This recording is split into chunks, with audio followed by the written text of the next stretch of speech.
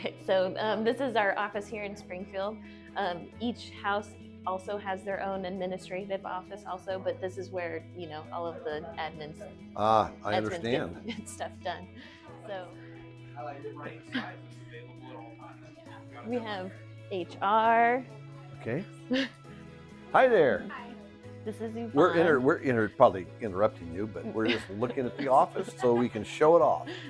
Yeah, Yvonne's been doing a lot of training with all of our new people, right? Yeah, awesome. Yeah, we just hired a whole bunch of new DSPs. Oh, good. And so they'll be fully trained in a couple weeks, probably. Okay. Yeah, yeah, and it takes a long time to. Do you have any clients that you're helping that are in here at the moment? We usually do have clients come in and help out around the office. I don't believe we have any in right now. Okay, because we don't want to. Well, we got that covered in spades at this point. Yeah. Okay. Yeah, we do media releases and stuff like that. I see. Good. For them also. So I'll take you back here too. This was our 40th birthday. Oh my gosh. So this was what we did for the 40th. That was 10 years ago. This year's our 50th anniversary. So are all of these people helpers? Or some of them are? All of these are staff, and I believe we have some individuals in there and everyone that works at the houses as well. Boy, that's wonderful. Yeah. That's what a large group of helpers. Yeah. Yeah, it takes an army. All right, and we'll keep going back here. We can poke our heads in here. This is where they're doing all the training. Okay. We have these big conference rooms, which are really great for all of the training that we do. And we also rent these out to local businesses. So. Okay. That's good to know as well. Yeah, yeah. Here's also behind you is John and Willa Alvord. So these are some of the original founders and our first community care house.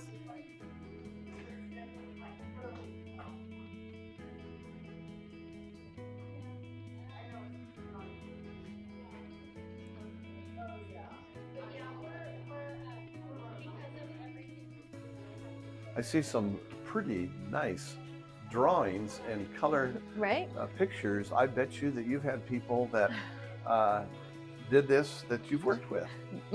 Yeah, yeah, exactly. We have some really talented ones. I have some more photography that I'll show you too that was done by our individuals. Okay. And then we have another training conference room here too that we also rent out from time to time, but we do a lot of our training and stuff here too. We can take that wall down too and have make a very large. Yeah, yeah. This is quite helpful because you kind of blossomed off into here's a space that's not being used at the moment. Yeah. Come and rent it out. Exactly. And helps. Yeah, we just had a luncheon at Three Rivers Casino where we won a grant that they were giving away there. Yes. So it was a bunch of nonprofits there, which was a lot of fun. We were networking with some of the nonprofits, so we're going to hopefully share our space with some of the nonprofits that we met there. Smart. Yeah, yeah. And so then we'll go through here.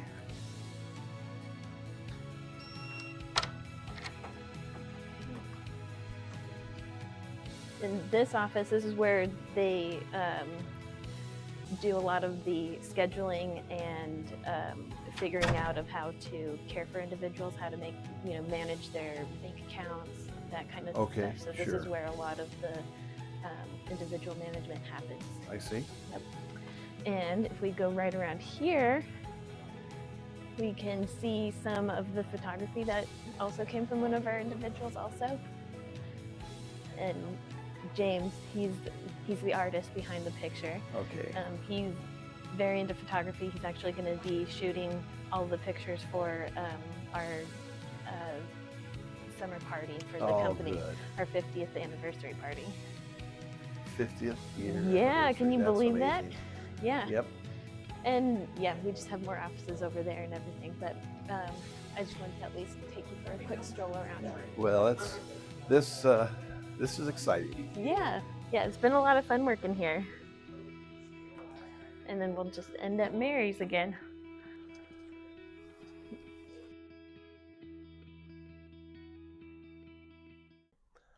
Hello, everyone. Gary Rays with EugeneSpotlights.com. And I have the good fortune of interviewing Kelsey today. And she is working with Alvord Taylor. Mm-hmm. And Alvord Taylor, what is Alvord Taylor? We help house individuals with developmental and intellectual disabilities. We think that providing assistance in their communities is the best way for them to live their lives. So we provide housing and supports depending on what their needs are. And we have houses all over the local community that we manage for them. Oh, wow. So you're talking about Lane County now, aren't you? Yeah, we're all over Springfield, and we have some houses in Eugene as well. Okay, so where do the houses come from? Volunteers? Some of them are given. Some of them, we have one house that a parent bought and brought us in to help manage her child's issues and stuff, and we have bought some also. So we do. Well, you have to staff those homes, though. Yeah. So that's where all the magic happens here at the office. So we have program directors and behavioral support people who take care of all of that for our individuals. So we will determine what they need, with the help of their team and families and doctors, and we will write programs for all of their needs to be met. And then we execute them, make sure there's coverage, make sure there's people there for them, making sure they get everything that they need. That's exciting. That has to be expensive, though. So where do you get your funding? We get funding through the state. Okay. We get the state helps us out a lot, because a lot of this is backed by state programs. Did you have to write grants? Yes, yeah, okay. I have written a couple grants also. So that's been one of the things we've been beefing up here too at Alvord Taylor is our grant writing program. Well, Alvord Taylor is basically providing to the community a very important need. Yes. And helping with that program or with all of the children's needs. But when I say the word needs, tell me what needs are. Intellectual needs. Mm-hmm. Are there physical needs? Yeah, we serve mostly adults, so we have a varying amount of support that individuals need. Sometimes they don't need very much; they just need somebody to check in. So we have programs for that, daily check-ins. Some need more extensive assistance, so that could be medical, that could be behavior management. That could be them needing help with daily tasks too. So we cover all of that. I can imagine an individual who basically is able to do a lot of things, but perhaps cannot cook for himself or herself. Mm-hmm. Do you have people who come in and help with that? Yeah, we like got that Meals covered on Wheels too. And those types of things. So you. Well, for a situation like that, it would be more like a daily visit sort of thing. So. If an individual needed help feeding themselves, we could have somebody come in and just spend the day with them, making sure their laundry is done, they're fed well, their house is up to standard, and they have everything they need. We both know that there's probably a much bigger need than you can supply help for. Absolutely, yeah. This is it's a crazy industry, really. We try to offer as much help as we can. We are constantly working to expand our programs and provide, things for the people who are in our care. And we work very hard to make sure that that is adequate and satisfactory for everyone involved. Kelsey, I'm a former math teacher. Oh, gosh. So tell me the percent of people that you think that you serve in the community that have those needs. Is it 5%, perhaps? Well, there's a number of companies like Alvord Taylor around the area also. So it's hard for me to put an exact percentage on that. I know out here at Alvord Taylor, we have 60 individuals within our care. Okay. Spread over about 20 houses. So you have some with needs sharing residents. Yeah. That's smart. Yeah, and that was the original dream of the early and concept. of Alvord and Taylor families back in the 70s. So okay. that's what they wanted to do when institutionalization was the only way that these individuals were dealt with. They wanted something that was more personable, more kind, and less. And certainly it is. Yes. So Alvord Taylor, are they still around? Personally, are they alive still? I believe they passed away. I don't know what years they. Well, they back in the '70s, so that's 50 years ago. Yeah. So probably they're not, simply because for them to have enough funds to start this in the first place, they would have already been in their 30s, probably. Yep, exactly. So, but what a legacy to leave. And think about, you say, well, maybe we served like 50, 60 people. But what would the lives be like if those 50 or 60 didn't have that kind of support? It would be disastrous for them. I really do feel like Alvord Taylor and companies that do what Alvord Taylor does are really the heart and soul of a community. I really feel that way, just because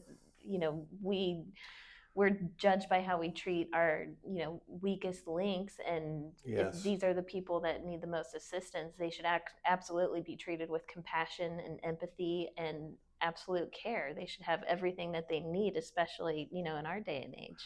Well, Kelsey, here's my next question, because our video is only going to be a few minutes long, but it's a very important video because we need to get this message out to everyone. Yes. Your contact information will be at the bottom of our video, so people can contact you. But I want to throw in a sense of urgency. If there are people out there that feel that they can contribute to this program, how would they go about it? Go to our website, alvordtaylor.com. Or org, I think. Sorry about that. Oh no. alvordtaylor.org. And on there you can see that we have 3 separate fundraisers that we're doing right now. We are raising money for trips for our individuals so they can go on vacation too.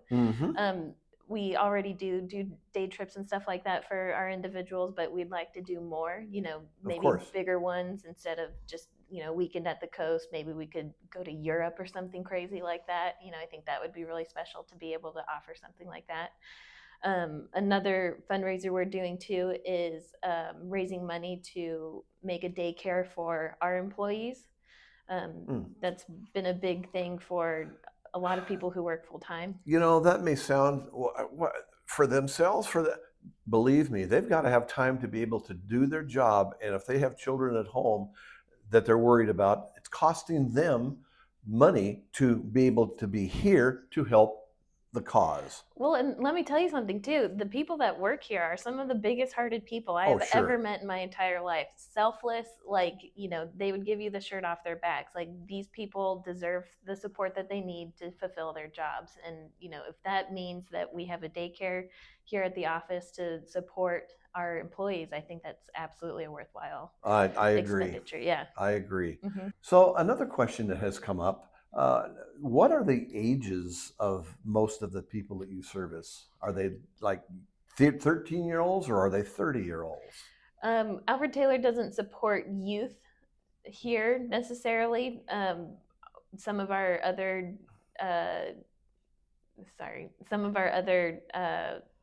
there's other organizations that take care of the younger people. Exactly. Yeah, like Bags of Love and some of those places. I understand that. Yeah, so that makes sense. So you're focusing most of your efforts with young or with people, adults basically, that has specific needs. We talked about needs, whether they're physical or intellectual, etc. But what all types of services do you provide? Is that too difficult to answer as far as, are there strands of things? Yeah, so there's separate levels. So if an individual doesn't need a whole bunch of care, then we'll go in for day visits. And so, we'll have someone check in on them, every day. They'll spend a couple hours there depending on their needs. It really depends on what the individual themselves needs. So we can do day visits, we can do 24-hour care, and we can do like medical support care also. Okay. So it just kind of depends on, what their ailments are, what their needs are, and how well they can care for themselves. Do you have to have a registered nurse, for example? We do have a registered nurse on staff. We also have a whole quality assurance staff also that makes sure that these programs are satisfactory for the individuals that have these needs, and to make sure that we are compliant with licensing and state regulations as well. And you probably, when you say regulated, I'm sure that the people come and double check and watch over you to make sure that it is being done as well as they expect it to be. Oh, absolutely. The state is very strict about that, and they should be very strict about that. And we actually just had one of our houses inspected, and came out with flying colors. I'd like to think so. Well, that's wonderful. Yeah, so it's been fun getting to know the industry also, since I've been so new to it. So it's been really interesting to see the behind the scenes of how much care and support goes into houses like these. Well, and again, from my perspective, I did not know that you existed. And I know a lot about a lot of things, I tell myself. But bottom line is that most of the community probably does not know about you. So we're thrilled to be able to bring some of this knowledge to more of a general public. And we really appreciate that also. This is very important work, and it's important that people understand what's happening in their own communities too. We have houses all over. You're probably, your listeners are probably really close to at least one of our properties. Oh, very interesting. Well, there you have it. Gary Rays with EugeneSpotlights.com, and I want to thank Kelsey for helping share what a great program that you have here, and such a selfless situation for the community. It's really wonderful that you guys provide all of this. Thank you. Yeah, thank you for featuring us. All right. So until next week, we'll talk soon. Take care.